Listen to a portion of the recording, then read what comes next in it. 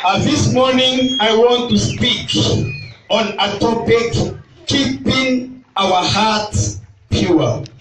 Keeping our hearts pure. Keeping our hearts pure. That is what I want us to share in the next few minutes as the Lord God is going to enable us. Keeping our hearts pure. When we speak of keeping the heart pure and not the feet, when we speak of keeping the heart pure and not the ears, what is it that is so unique about the heart? What is it that is so important about the heart? What is it that makes the heart a special part than the other parts of the body, that we have to speak of the heart being kept pure? As we walk through this session, I want you to go thinking about this and asking yourself these questions in your mind. Why the heart? Praise the Lord. Can you tell your neighbor, keeping your heart pure? Tell him properly, keeping your heart pure. Now I said, I want you to be asking yourself in the depth of your mind, why the heart and not any other part? What is it that is so important, so different, so unique about the heart that it has to be kept pure at the expense of every other part in the body? And I'm going to tell you why in a short way. And the reason is this. I want to speak about 4 things that makes the heart a special part, that makes the heart a part that is of more interest to God than every other part in your body.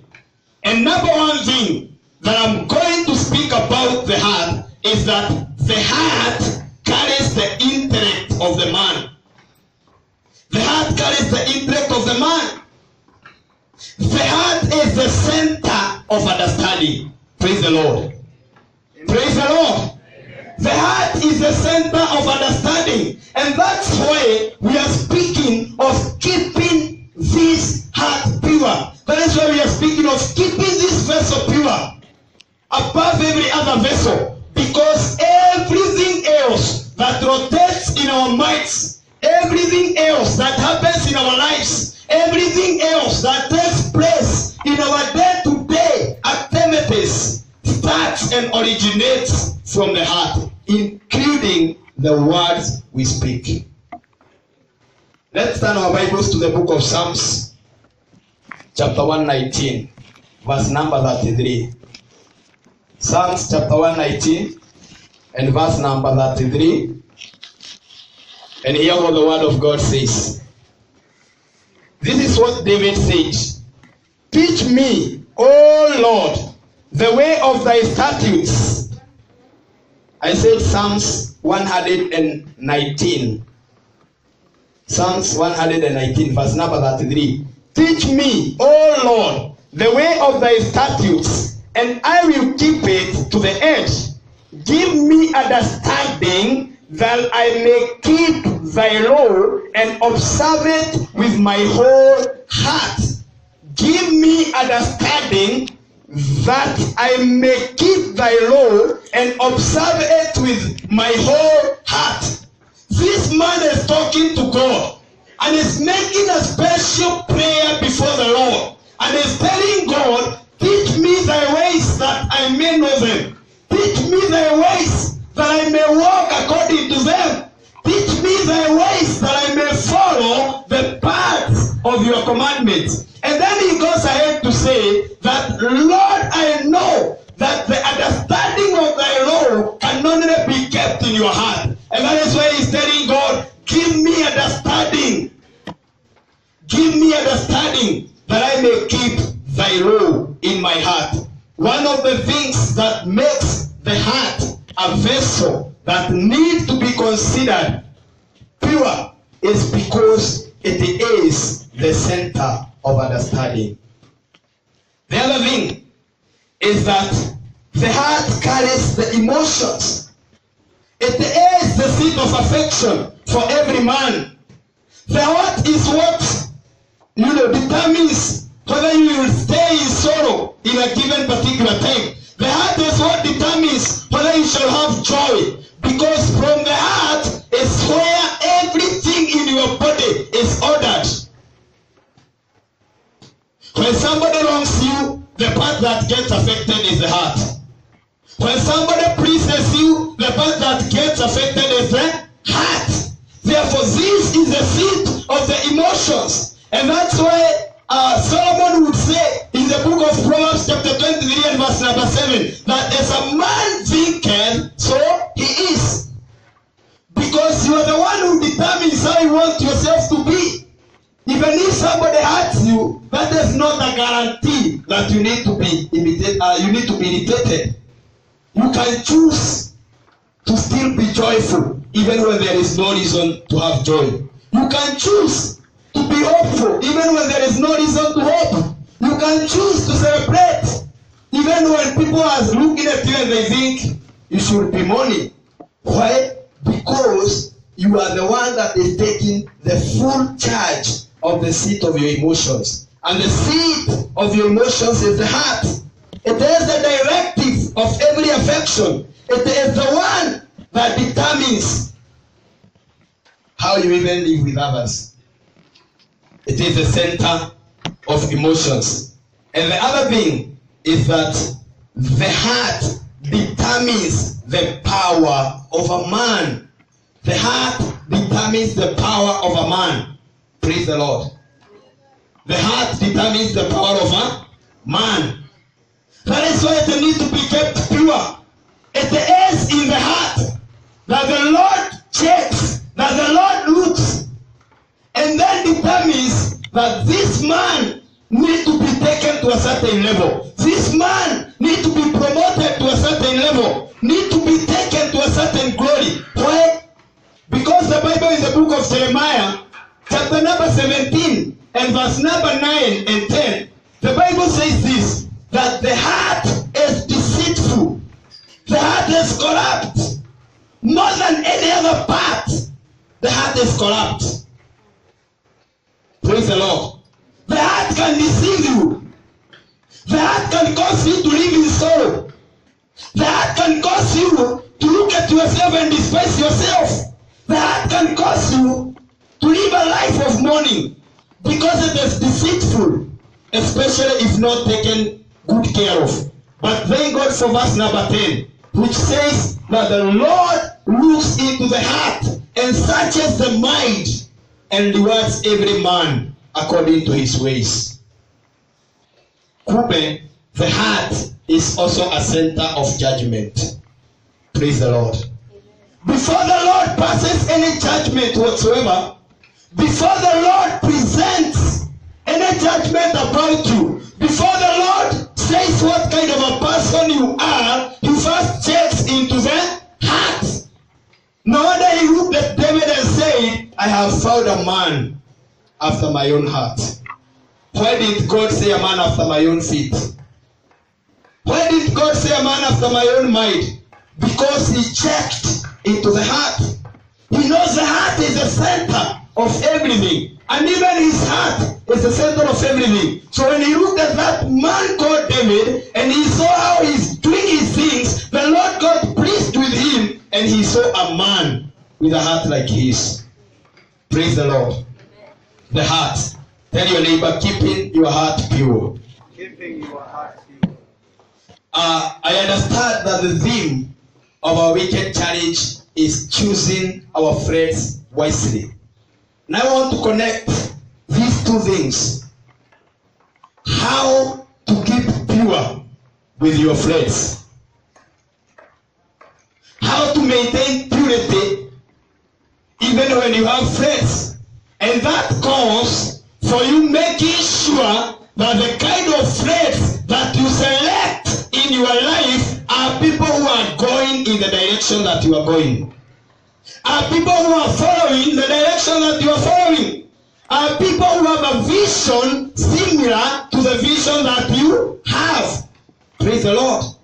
Because you don't want to tell me that your vision is to become that great person that you speak about, is to become that great man, that respectable person in the society, and then the kind of people you are working with are the people that can be considered as rejects in the society. It cannot happen. Praise the Lord. You know, there are people who are considered as rejects in the society due to their characters and due to their behaviors and due to the way they do certain things. People check at them, or people look at them and they are like, this kind of people should not be anywhere in our society. You cannot be. You want to be that great person, you want to be that person of honor, and then the kind of people that you are working with are just people who cannot be considered in the society. Therefore, when choosing your friends, you have to consider your vision. What vision do you have in life? What is your plan in life? What is your purpose in life? What are you aiming at? What do you want to achieve in life? Is this friend going to help me achieve that what I want in life? For example, I have a very good friend here called Apostle Steve. You know, this man of God, we met in college just a few days after I was admitted. A college that has a population of 700 people. But our friendship went to another level. Our friendship ikapanda, ikafika kiwango kingine. A level that I have not had a friend of that level before. Why? Because when we started working together, when we started sharing, and when we started talking and interacting, we realized that we are aiming at the same point. Praise the Lord. We are aiming at the same point. We have similar visions. And when you have similar visions, you know that the formula that he intends to use is most probably similar to the formula you want to use to get to your vision. That's why I didn't connect with any other person. I didn't connect with every other person in the college, but we connected with him. That we can be called out to go and minister somewhere, and we walk out together because our visions are rhyming. What if I got a friend who is a drunkard, and I made him my closest friend, and I'm going to him and I'm telling him, you know what, Steve, we want to go out and teach somewhere. Unajua nyinyi watu mumeokoka hamunaga kazi ingine. You know, that would be the response. But because we have a similar vision, then we were able to work together. I want us to look at a few people in the Bible that made some mistakes. Not a few, actually I want us to look at two. Who made mistakes when they were selecting their friends. And now at this point I'll request somebody to read for me. You have a Bible? Thank you. Open with me the book of 2 Samuel chapter 13. 2 Samuel chapter number 13.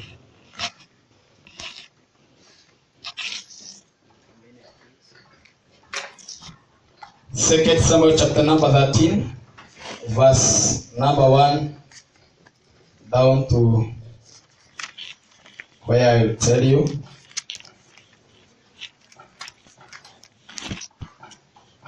Amen. Can I start? Yes.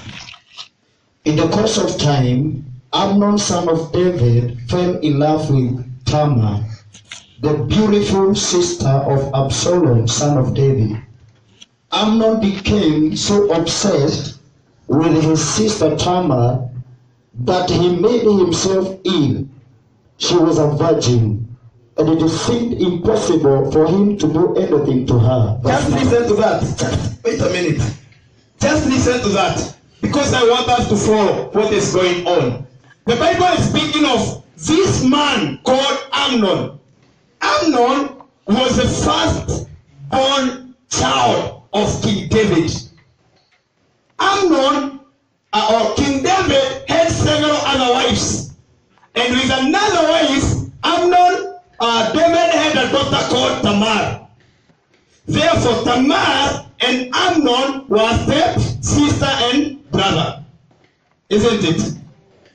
But as time went by, the Bible says Amnon's eyes went round everywhere else, and they settled only on this girl who is a sister to him. And the Bible says he loved her so much. He loved this girl so much. Of course, not without the love of a sister and a brother, but he loved and got an affection towards the man so much to a point that he had to make himself sick. Praise the Lord. Making himself sick because of the love that he had for his sister. Let's hear what happened. The Bible says, verse number 3. Now Amnon had an advisor named Jonadab, son of Shimeah. Now Amnon had an advisor. Amnon had an advisor named Jonadab. Bwana asifiwe. Amen. Do you have advisors today in your life? How many have advisors with them?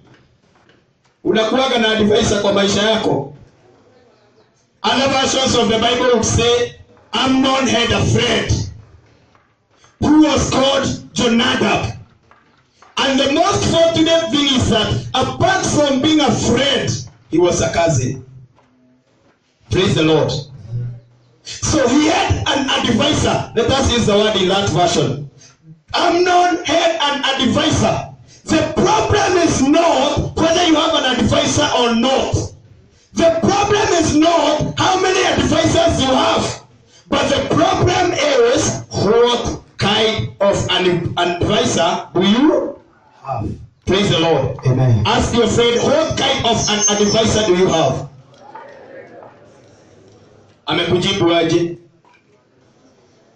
Haja kuambia hata huyo hajauliza. What kind of an advisor do you have? Let us hear what kind of an advisor Jonadab was. And the Bible says, David's brother Jonadab was a very shrewd man. He asked Amnon, why do you, the king's son, look so haggard morning after morning? You said Jonadab was a very what? Shrewd man. Shrewd.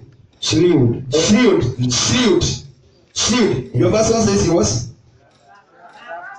Laugh. Crafty. My version says crafty also. Your version says crafty. Crafty. He was a very crafty man. I had read another version and it was saying he was very deep or something. When I look into the dictionary, the meaning of that word, it says a person who is very hard to convince and very hard to understand. He's afraid, he's an advisor, but he's afraid that you cannot convince. And you know what that means? If he's afraid that you cannot convince, he's the only one who has to talk. He's the only one who has to tell you what to do. But you will never tell him, no, I will not do this. You will never tell him, you should also not do this. He was a man that was hard to convince. When we use the word here, crafty, I think crafty means a skilled person. Mtu ambaye ako na maarifa na ujuzi. Therefore, it means if he was an advisor to Amnon, he had the solution to every problem. Pastor, there is a version here, BBE says, but Amnon had a friend whose name was Jonadab, the son of Shimeah, David's brother, and Jonadab was a very wise man. That's another version. Jonadab was a very wise man. Therefore, this kind of a person is a person who had the answer to everything. Praise the Lord. Do you have such people in the school? Kuna wale watu wenye wanakuwaga na jibu ya kila kitu. Yeah? You know there are those people when you ask anything, even something they have never heard, you can be sure they have an answer.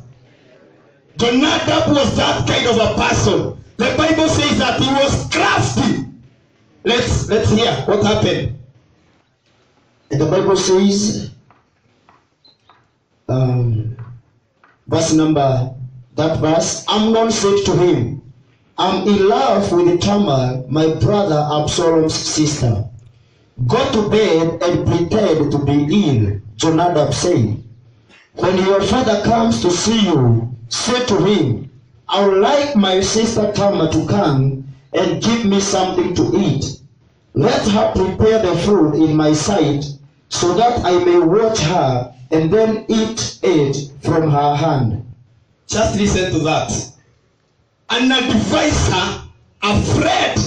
I think I've just said now, the problem is not whether or not you have an advisor.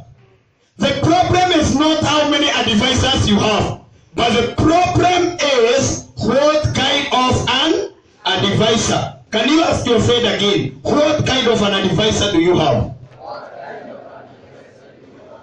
The Bible says, when Jonadab looked at Amnon from a distance, he would tell that something is disturbing this person. Remember, he was afraid to him. They had worked together for a long time, like I and Apostle. When he is unhappy, even if he does not tell me, when we meet, I can tell, hey, you man, you are not okay. Is anything wrong? So I'm sure Jonadab came to Amnon, and as usual he said, hey, what's happening today? You are not as joyous as you are. You are not as, alert as I am used to you being. But the Bible says, Amnon told him, I have a problem. And the problem I have is that I am in love with my sister, Tamar. Praise the Lord. Amen. Kama ni wewe uende uambie huyu unampenda sister yako na sio mapenzi ya dada na ndugu, what do you expect him to tell you? What do you expect him to tell you? Ati umpeleke hostel? Somebody says here you are very stupid. Mwingine anasema shidwe. Yeah, if you have a good friend, like sometimes I come and I tell this man some things as we talk, and tunaongea nasikia ameniambia mpukate hizo ni ulimo. You know the kind of advisors you have, the kind of friends you have. Do you just present anything to them and they appreciate you? This Jonadab just looked at this person and said, oh, that is the problem. Then I think you are stupid because you are the son of a king. The son of a king should not be stressed by anything.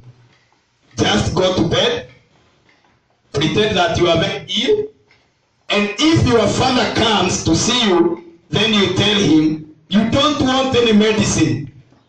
I want you to look from this view. Hakuambiwa aseme aitwe daktari na ni mgonjwa. Hakuambiwa aseme aletewe dawa. Hakuambiwa aseme apelekwe hospitali. But he was told, when your father comes to see you, just tell him, call for my sister Tamar to come and cook for me. Hiyo ndio dawa. To come and cook for me. And not only to cook for me, but to cook for me as I watch. Akuje apikie hapa mahali niko. Akuje akatakatie boga hapa. Sema yule jamaa hii ni kitanda. Amelala hapa, si ni mgonjwa? Sasa amelala hapa.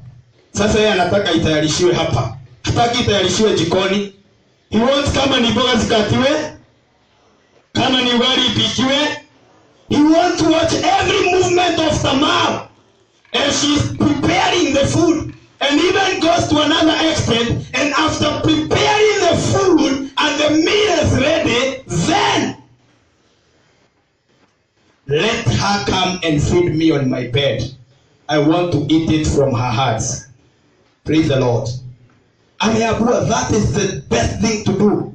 You are in love with Tamar, just go ahead and tell your father to do that. And surely, when his father came and he was ill, he went ahead and told his father, Dad, you know what?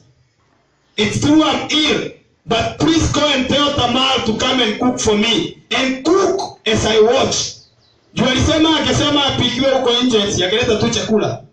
Hata labda kuna chenye kilikuwa kimeiva already. But he wanted, because his mind was evil, because he had not purified his heart.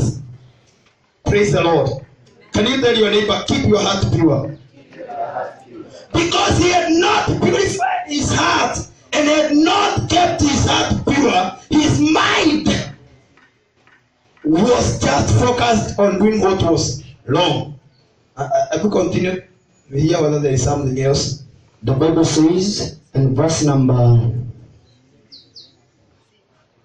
6, the Bible says this. So Amnon lay down and pretended to be ill. When the king came to see him, Amnon said to him, I would like my sister Tamar to come and make some special bread in my sight, so that I may eat from her hand. Verse number 7, David sent word to Tamar at the Paris, go to the house of your brother Amnon and prepare some food for him. So Tamar went to the house of the brother Amnon, who was lying down. She took some dough and kneaded it, made the bread in his sight and baked it. Verse number 9, then she took the pan and served him the bread, but he refused to eat. Send everyone out of here, Amnon said. So everyone left him. Then Amnon said to Tamar, bring the food here into my bedroom, so that I may eat from your hand. Wow. Just listen to that. I think Amnon was a good person. He was a good person to take in advice. Sindio? Najua kuna wale marafiki hata ukipea advice huwa hawasikizi. So I think this person was good in terms of listening to advices. He was good. And I also think he was good in terms of trusting. He must have trusted Jonadab so much. So that when Jonadab told him what to do, he did not have any objection. But he had to do exactly that.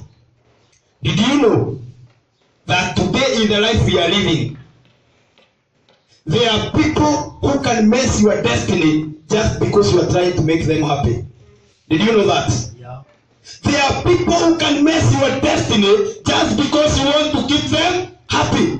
I want the pastor to be my side every time. Therefore, everything he tells me I have to do so that he's always happy, so that he does not get away from my life. But let me ask you, who holds your destiny? Talk to me. Who holds your destiny? Does your friend know where you are going? And by the way, let me surprise you today. When I was in high school, the class of our year had a population of, was it 340 students? From ile form 4 yenye tulimaliza nayo, it had 340 students. And do you know, out of those 340, we were very good friends. But do you know how many we communicate with today? Unaweza fikiria tunaongeaga nao watu 340 leo? In fact, I just went through my phone book the other day and I realized from my high school, I only have 12 contacts. Ya watu wenye walikuwa kutoka form 1 mpaka form 4. Just 12. And kwa hao 12 kuna wenye walikuwa form 4 nikiwa form 1, wawili, na kuna wenye walikuwa form 1 nikiwa form 4. So, out of all those years hiyo mzunguko, I only have 12 contacts. How much must you misuse yourself because of a friend just because you are sharing a uniform? Praise the Lord. Amen. Just because you are sharing a uniform. Is a pair of shirts equal to your destiny? Praise the Lord. Amen. Hapa shule ikifungwa wangapi wanaendaga nyumbani kwa nini? The same boma. How many travel to the same boma? Almost none. Au kuna wawili tu hapa. So every other person akitoka pale kwa gate anaendaga kwao. Na mnapatana tena hapa shule zikifunguliwa. But you can do all sorts of things when you are in school just because you want to make so and so happy. Just because you want to make your friend to be happy. Can you tell your friend, choose your friends wisely? Choose your friends wisely. You just can't allow everybody else into your life. You just can't allow everybody who comes to be your friend. I mean, You need to have a well balance and weigh every person that comes into your life. Because friendship is not something literal the way we take it to be. Friendship is like a covenant. Having a friend means somebody you can trust, somebody you can listen to, somebody you can share your secrets with. And then you have put a person as a friend in your life, somebody who has nothing to do with your destiny. What happens after you part here? What will you be doing? Mswahili alisema majuto ni nini? Majuto ni mjukuu, huja baadaye. Si mjukuu ni watoto wa watoto wako. Yeah, that means it comes much later. Sometimes you sit down and try to do a review of your life, and you realize, were it not for these people that I walked with at this point of life, my life would be very different. And you can't go back to school. Therefore, choose your friends wisely. Tamar came and cooked for his brother, as his brother had requested from the king, as he had been advised by Jonadab. Then read verse 14. Verse 14, the Bible says, but he refused to listen to her, and since he was stronger than she, he left her. Did you hear that? Did you hear that? And Tamar, after bringing the food to bed, they talked out with Amnon. And Amnon was very honest. He told Tamar that I want to lie with you. But Tamar said, that is a very stupid thing. That is something that I've never been heard of in the land of Israel. How much shame shall I carry? And what am I going to do with that shame? But the Bible says, because Amnon was stronger than Tamar, he forced Tamar to lie with her and left her. Praise the Lord. All this comes because he has entrusted the wrong person to be an advisor. He has given a priority in the heart to the wrong person. Praise the Lord. Amen. What kind of people do you give a priority in your heart? What kind of people do you allow so close to your heart? What have they to do with your destiny? Read number verse 15. Verse number 15. Verse number 15, the Bible says, then Amnon hated her with intense hatred. Sikia ujinga. He loved her so much, mpaka anajifanya mgonjwa juu ya vile anampenda. Now he has fulfilled what he wanted, and now the Bible is saying that he hated her with intense hatred. In fact, akiendelea kusoma, in fact, more than the way he loved her.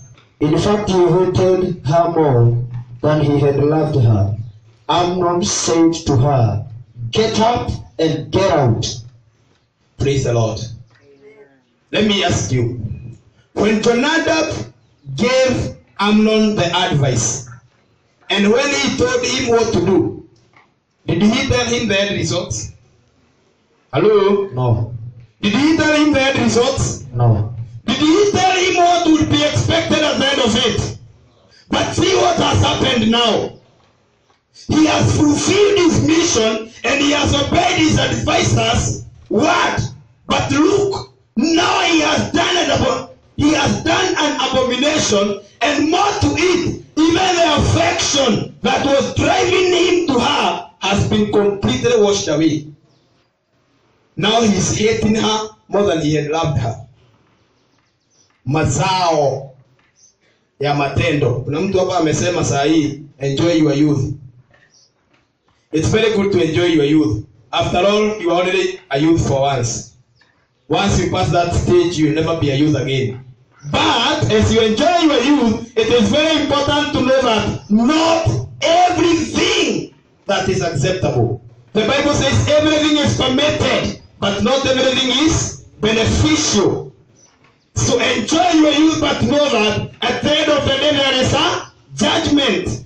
Now look at this man. He has enjoyed himself But what follows next? Read verse number 32. Verse number 32, the Bible says, But Jonadab, son of Shimeah, David's brother, said, My Lord, should not think that they killed all the princes. Only Amnon is dead. This has been Absalom's express intention ever since the day that Amnon left his sister Tamar. Praise the Lord. After Amnon left Tamar, her brother called Absalom got so ill and so angered at this Amnon and decided that he must kill him. But the most unfortunate thing is this: when Amnon was killed, the messenger who came did not even have a clear information of how it was. So he told the king that all the princes have died. But Jonadab, the advisor, had a very clear information that it's only Amnon who had died. Alijua aje? Na alikuwa amejulia wapi? Kikulacho. Bwana asifiwe. Amnon, in the back of his mind, knew that he had a friend. In the back of his mind, knew that he had an advisor. And he was very loyal to that advisor, only to see that this advisor was the way to the ruining of his destiny. And do you know, Amnon was the rightful heir of the throne of David. He was the firstborn of David. Yeye ndiye alifaa kuwa mfalme nyuma ya Daudi. But now, where is his king status? Yeah? The king status are now in the grave. Reason being, he chose his friend wrongly. Turn to your neighbor and tell your neighbor, choose your friends wisely. Choose your friends wisely. I know some of these things are not very loved, especially by young people. Najua tulikuwako tu. And sometimes wakati kulikuwa kunapagwa wicked challenges, I would hear people saying, sasa ni nini mgeni tunaambiwa? Sipokuwa ni venye inafanywa compulsory, mimi siwezi enda. So sometimes you look at these people and you are wondering, what are these people telling us? Hata sisi tulikuwa tunapoenga kusikia tukiambiwa hivyo. But when you look back and see how much you have gone because you listened to that word, you realize it's true. I deserved that word. Maybe somebody's destiny somewhere is held by a friend. But when you realize to know the kind of friends that you have, then you will be in a better position to start making progress in your life. Let's look at another person. Another person in the book of 2 Chronicles. Chapter number 10, verse 8 and 14. You can see time is really moving. 2 Chronicles chapter number 10, verse 8. The Bible says, verse number 8, But Rehoboam rejected the advice the elders gave him, and he consulted the young men who had grown up with him. I want you to see, this is another man, Rehoboam. Rehoboam is the one who succeeded the throne after King Solomon. And Rehoboam had the servants who were serving his father, and they went to him and they told him, hey, mfalme, hii kazi ambayo tumekuwa tukifanya imekuwa mingi sana, na tungeomba utupunguzie ile kazi kidogo tu. And when he went to the elders advised him and told him, just listen to those servants. If you do what they are telling you, then they are going to serve you forever. Praise the Lord. Praise the Lord. Amen. But this person thought like that advice was not very good, was not very suitable for that time. And so what did he do? He went to his friends, the friends that had grown with him, the friends that he treasured, the friends that he valued, the friends that he considered important, just like Amnon, and told them what the servants were requesting. Praise the Lord. And because of what his friends told him, the Bible says he forsook the advice given by the elders. Read on, please. And the Bible says, he asked the young people, what is your advice? How should we answer these people who say to me, lighten the yoke your father put on us? Verse number 10. The young men who had grown up with him replied, the people have said to you, your father put a heavy yoke on us, but make our yoke lighter. Now tell them, my little finger is thicker than my father's waist. My father laid on you a heavy yoke. I will make it even heavier. My father scorched you with whips. I will scorch you with scorpions. Just listen at that kind of stupidity. He had a very good advice from the elders. The same people who are advisors of his father. But he decides that is not enough and goes to his friends. The things that we normally have, even in school. I'm sure because ile watu wanakuwa na tukudi twao, sijui ni ya kina nani, sijui ni ya kina nani. And he went to those people and told them this.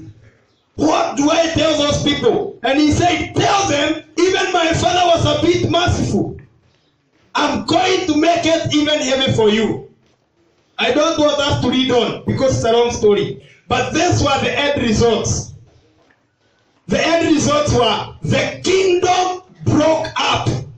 The kingdom broke up. People could not withhold the pain, the yoke that was laid on them by Rehoboam. And that's how the kingdom of Israel broke into two. And so Rehoboam was only left with the 2 tribes out of 12. And then Jeroboam on the other side was made king over the other 10 tribes. But this man had the potential. This man had the ability to even become stronger and rule better than his father. Because his father had already made the way for him. But because of choosing the wrong friends, he lost it all. Praise the name of the Lord.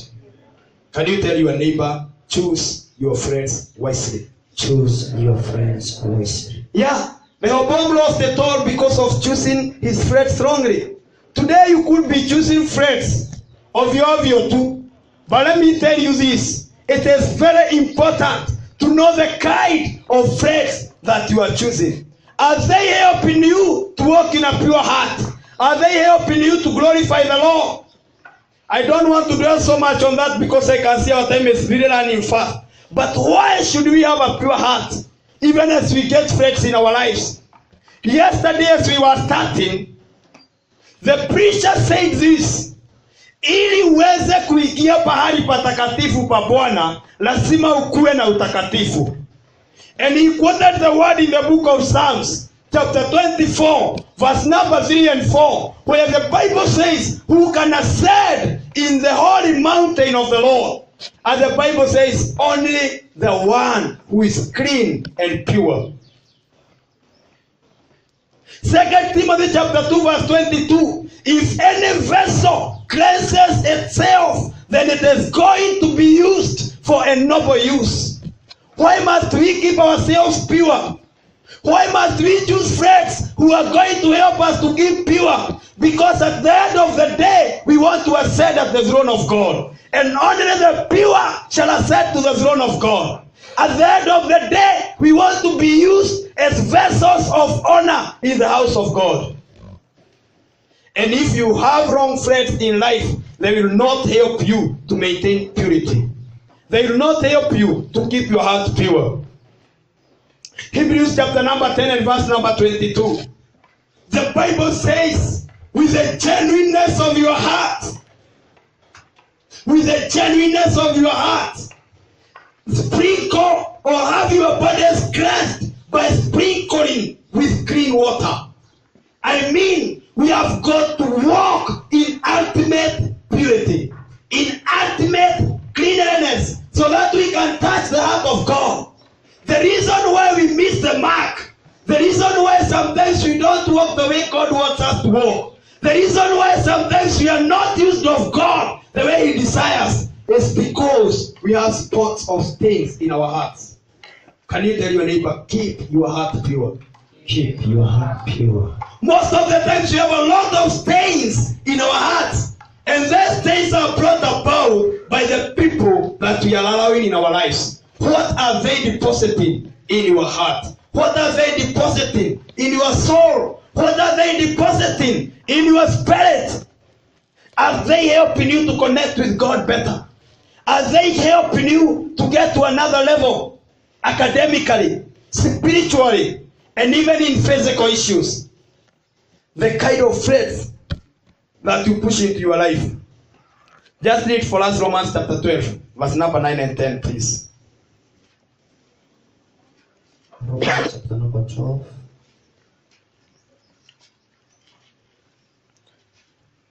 Chapter 12, verse 9 and 10.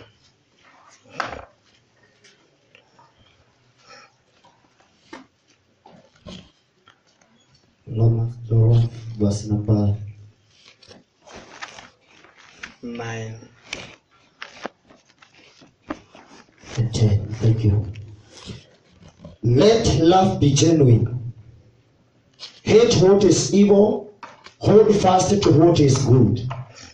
Love one another with brotherly affection.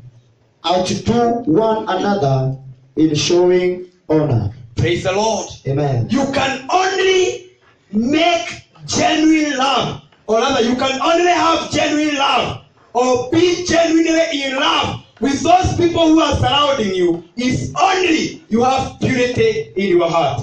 If only your heart is pure. That's the only time when, young man, you go close to a sister, the Bible, the Word of God, will be deposited in your heart, that treat young maidens as your sisters, because your heart is pure. That is the moment when your brother does something wrong against you, you will have the confidence to forgive, because your heart is pure. When the heart is pure, there is genuine love. When the heart is pure, there is genuine love. And that is the same love that caused God to give his only begotten Son, Jesus Christ, for the sake of our sins, that we may be forgiven, that we may be elevated to the highest throne in the kingdom of God, where Jesus Christ seated at the right hand of God. Let me just speak, or rather, let me just give out some few other scriptures. We are not going to read, just write them down, and then you're going to check them on your own. There are people who chose friends wisely. Number one, Jonathan and David. They were good friends, friends who worked together very well.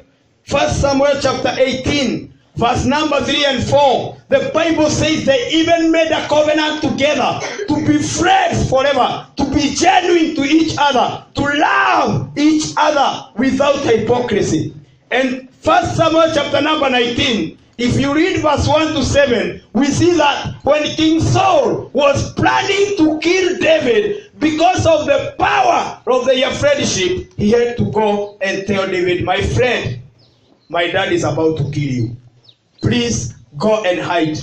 Please go and hide. Do you have friends in your life today who can see danger coming and they tell you, hey, my friend, there is danger ahead? Or do you have friends who are like Jonadab, who just want to drive you to problems, and then they are left celebrating and laughing? The other person is Peter. Peter had chosen his friends wisely. Acts chapter number 12, if you read verse 1 to 5, the Bible says when Herod had killed James, and he saw that the Jews had celebrated very much, he took Peter and carried him to prison.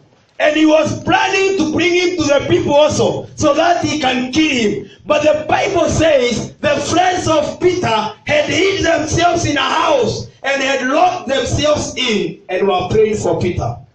Do you have friends who can pray for you when you're in trouble? Praise the Lord. Do you have friends who can pray for you when you're in trouble? And as I wind up, the best friend that you'll ever have in life is Jesus Christ. The best friend that will never disappoint you, that will never desert you, that will never frustrate you, that will never leave you, that will never make you suffer, that will never make you to undergo pain when he's watching is Jesus Christ. Praise the Lord. The Bible in the book of Daniel, chapter number 3, down from verse 14, the Bible says this, that the king looked at Shadrach, Meshach, and Abednego, and he told them, it has come to my notice that you have refused to bow down at my gods that has been prepared. And the Bible says, be it known to you now, if this trumpet is blown and you don't bow to this God, you are going to be put in the furnace of fire. And the Bible says, these gentlemen, because they had purity in their hearts, they had kept their hearts pure, they looked at the king and they told him, listen to us, the king, even if our God is not going to save us, even if our God is not going to stand with us, be it known to you today that we shall not bow before these gods. They had chosen their friend wisely. They had chosen their friend wisely. They had made God afraid that even when there was trouble, even when their lives were threatened, they were still able to stand and say, our Lord liveth, because their hearts were pure. Tell your neighbor, keeping your heart pure. Keeping your heart pure gives you confidence. Yes, that's why you approach the throne of God with a lot of confidence, because you have kept your heart pure. And the Bible says, when Shadrach, Meshach, and Abednego were being carried so that they can be put in the furnace of fire, the fire was so hot that those who were carrying them to the fire were burnt. Wao hawakuingia kwa moto, walichomeka wakiwapeleka.